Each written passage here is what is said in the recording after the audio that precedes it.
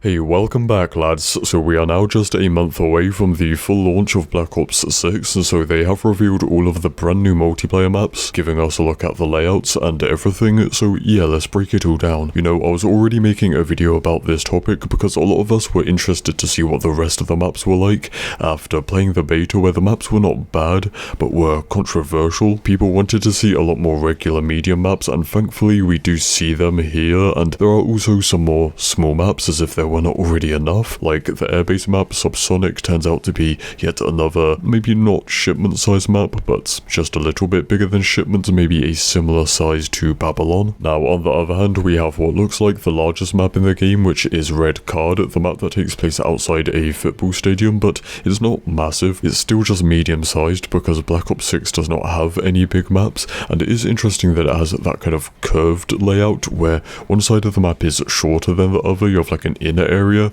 that's more close quarters than the outer area, which is longer range. And also when I saw this, it instantly reminded me of the map Overflow from Black Ops 2. If you do like a side-by-side look at the layouts, hopefully you can see what I mean. Another map that we were really interested to learn more about is Lowtown, the Canals map, because we saw a lot of gameplay clips from this map back when Black Ops 6 was first revealed, and we can now see that a lot of the map is the water canals which you can swim in. So because of that, if you like take away the water areas, then the map is kind of tight and there isn't much to it. So the middle of the map is almost like its own little island that is separated by the canals, so there is a lot of choke points by the looks of it. You can see how that middle area is connected to the spawns by just a couple of bridges, and then there are some close quarters alleyways and stuff like that. So yeah, it seems like they really want us to use the water to kind of get around the map, to traverse, and yeah, get around the choke points that way. The map Vault is the palace map that was first leaked over 2 years ago now, and it looks like a very classic medium-sized 3-lane map with that central palace building, and I would say that it reminds me of Mirage from Black Ops 2. Apart from that, I don't really think there's much else to say about it. It's just, I think it's going to be a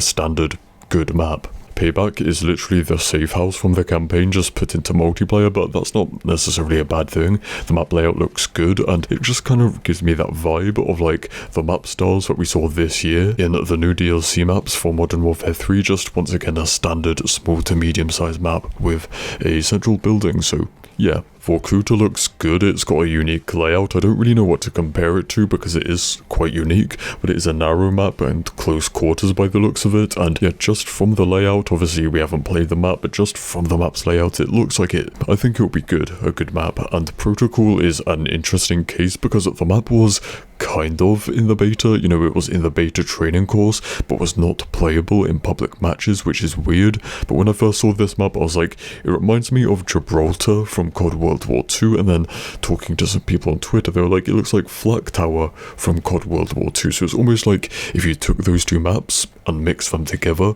and that's also what is kind of strange looking at these maps. It seems like a lot of the maps that are going to be in the game but were not in the beta, the maps that we have not played yet, a lot of them seem to just be more classic medium maps, similar to the map design you'd see in Black Ops 2 or 3 or 4, which is what we wanted. So it kind of makes you wonder, like, so why were the maps in the beta so different? Like, you know, the beta maps were a lot more smallish and messy and just unique. So I just think they could have, for example, swapped out Derelict with the map Protocol, or the map Vault, the palace map, which just seem to be a lot more standard classic maps.